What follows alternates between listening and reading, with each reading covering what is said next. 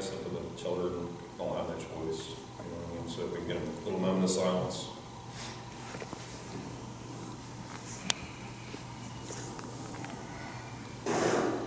Okay. I was asked to come here today just to share a little bit about where I came from, share a little bit about my addiction and where I'm at now in my recovery.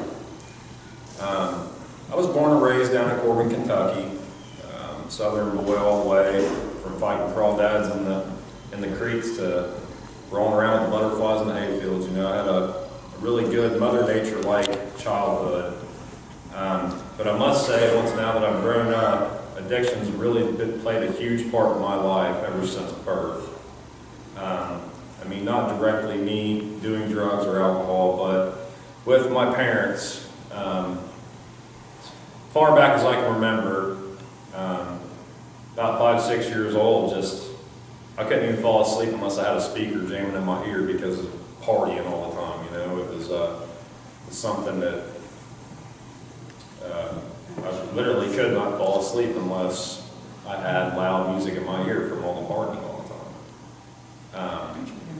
A lot of that spiraled out of control pretty quick with my mother and my father. They divorced whenever I was 4 years old. And I continued to live in Corbin, Kentucky with my mother. And my dad had moved up here to Manchester, Indiana.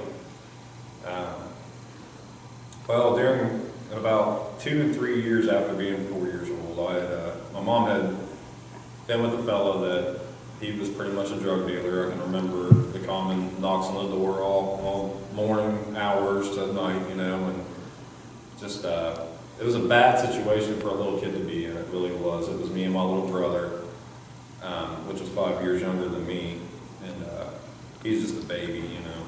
So really hard for me, but it was really hard for my little brother. We'd come home from school, find mom passed out on the floor to the point where you couldn't wake her up.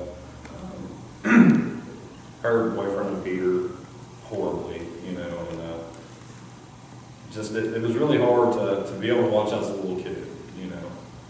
So typical addicts, like myself anyway, we like to try to run from our problems, you know. We like to try to mask it, sweep it under the rug. And I did that at a very young age by acting out like crazy. I was the kid that if you dared me to do something, I was doing it. You know what I mean? There was nothing I wouldn't do at any given time. You ever hear about that friend, like if he would jump off a bridge, would you too? Yes, I'd probably be diving off before him, you know, just because I was dared. So my addiction started manifesting very early, very early. Not so typically in drug form, but just in any form that I could think of. You know, just the part of acting out. School, I was suspended, you know, at least 3, 4 times a year. I always liked to get in fights, you know, which led to a pretty rough teenage life, and that's where it started with alcohol and smoking a little weed and stuff like that. So played football. Had a scholarship, actually, a full 4-year ride to go to Tennessee University to be a wide receiver, and I did not take that opportunity. I was too busy making $9 an hour and thought I had life by the horns. So I declined that, and a lot of things have happened at about the age of 10, so I'm jumping back to 10, and to where I had to be sent up here. Well, I guess we're all adults, I can say it. 10 years old, this man that used to beat my mom, so badly, I felt that I was the man of the house, you know, and I had to take care of my little brother. I'll never forget it when I came home from school one day. My mom was passed out in a puddle of blood. Like, think back now, she probably had fallen and like hit her head or something, and just remember it was kind of coming out of her mouth, and there was a pretty good sized little puddle, and then my little brother, he was 5 or so at the time, didn't know what to do, running around frantically. He wasn't in school yet or nothing. I made up my mind I'm doing something about this. I had to. So in the ways I was acting out, I had a butcher knife underneath my pillow. That's how I can feel safe, you know, just for protecting me and my little brother or whatever. So That day, I'll never forget that night. I remember the all too familiar sounds. It was a school night, and I took that butcher knife and ran downstairs and sunk it right in his thigh, the best I could. I was trying to kill the man. I had so much hatred for this guy that I wanted him dead. He was hurting my mom every day. I was having to watch my little brother go through this, and it was really painful to me also. So I did. We did not have a phone. Grew up very poor. But I remember it crippled him good enough to where he couldn't catch me, and I ran down the street to call the cops and everything, and they came, arrested him. Well, the next morning, the cops didn't even question me about stabbing him. You know, a 10-year-old boy, but this is Corbin, Kentucky, so it's a little different down there. But so the next morning, Mom, out of fear for my life, moved me up here with my dad. This man had a very violent history, and she was sure he was going to kill me, you know. So I moved up here reluctantly because I knew he would be getting out, and I was afraid for her life and my little brother's also. And it wasn't 3 days later, his own cousin shot him dead with a shot. So I hate to say this, but it was a really big sigh of relief for me. I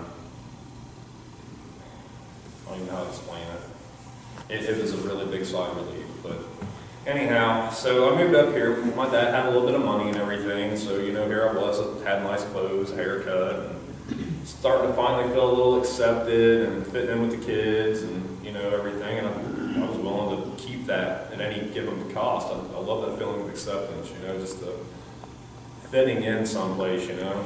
And so I did, and that's ultimately what led to drinking and boozing and smoking and doing a little bit of everything at that time, going through my high school years and everything. I picked up a new love of mixed martial arts, so I started doing a lot of cage fighting. Ended up having a really bad injury in the cage to where I have 2 metal rods in my back now. So it started off with pain pills with me and progressed really quick. And that's pretty much what has led me to heroin. Right about the time that my brother was graduating high school, his car broke down, so I was looking to drive my Mustang and everything. And he's the one that actually had introduced me to this drug. Because I was like any other addict, I was going gung-ho with my pain pills, and I would run out to where I couldn't even work or nothing because my back was killing me so bad that I couldn't hardly get out of bed. Well, so I wanted to try this heroin or whatever, figured maybe it would help me to get to work, you know, or whatever, take the pain away. So that's where I started that. Well, about 2-3 weeks into my actual heroin addiction, my little brother, he had overdosed. I got a call while I was at work. He had overdosed while driving down the road up in Milan and hit a culvert ring about 25 foot high, and it killed him dead. And it wasn't even 2 years prior to that, my mother also had passed away from an overdose with methadone. So with the overdoses of my family, that's typically my whole family. I still have my father alive, and I have a huge family in this community. You know, our recovery community is just the best. Dearborn County is the best county in the world for recovering addicts. I mean, we have so much support and love in this county. It's great.